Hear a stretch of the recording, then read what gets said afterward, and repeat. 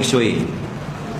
Faham? Kita duduk zaman mana? Zaman Nabi kata sayakunu 'alan nas sanawatun qada'at. Ni zaman dia akan berlaku pada manusia zaman yang penuh kacau bilau. Orang-orang fasik, orang pakak puji belaka, ulama tok guru, orang kutuk belaka. Orang ngajar dia kata tunggang agama.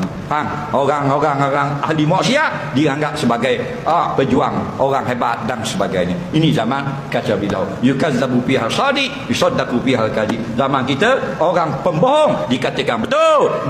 Orang cakap benar, pelawak. Betul tak? Ni kita duduk zaman paling kacau bilau, paling suai, dok ngaji pula. Lagilah dak betul semayang kita. Hak zaman Nabi pun dak sah semayang. Keranalah laju. Nabi kan banyak pesan, la tujzi'u salatun la yuqimur rajulu sulbahu birruku' wassujud. Tidak sah semayang seorang laki-laki yang tidak sujud dan rokok sampai betul belakangnya. Allahu akbar, sami Allahu liman hamidah, Allahu akbar, Allahu akbar, Allahu akbar. Bismillahirrahmanirrahim. Rabbil alamin arrahmanirrahim maliki yaumiddin. Iyyaka na'budu wa iyyaka nasta'in ihdinas mustaqim siratal ladzina an'amta 'alaihim ghairil maghdubi 'alaihim waladdallin. Jadi begitukah Fatihah turun daripada langit tu? Kata Imam Nawawi, kena baca ayat Quran macam turun dari langit. Turun hamzah, turun kaf. Tu kita dak sah dah kalau kono Bismillahirrahmanirrahim dalin. Nampak tak? Tengok dalam TikTok, pening kepala. Balu bismillah dalin dah.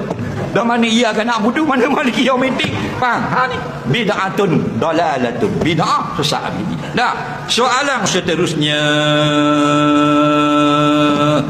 Jadi ingat, kalau kita jadi imam, jangan laju sangat. Bukan laju saja, jangan lambat sangat. Lambat pun Nabi tak suka, laju pun Nabi tak suka. Nabi kata iza salla'adukum 'alan nas faqaffif. Jelas lagi, bila kamu menjadi imam kepada manusia, faqaffif, maka ringankanlah. Betul tak? Ada yang baca panjang sangat, tak boleh sampai baca mayang isa, baca surah Al-Baqarah. Budak-budak balik mak kita taubat dah tak tinggi dah sedih. 3 je tak habis. Taubat tu budak tu taubat nasuha, tak pergi sini.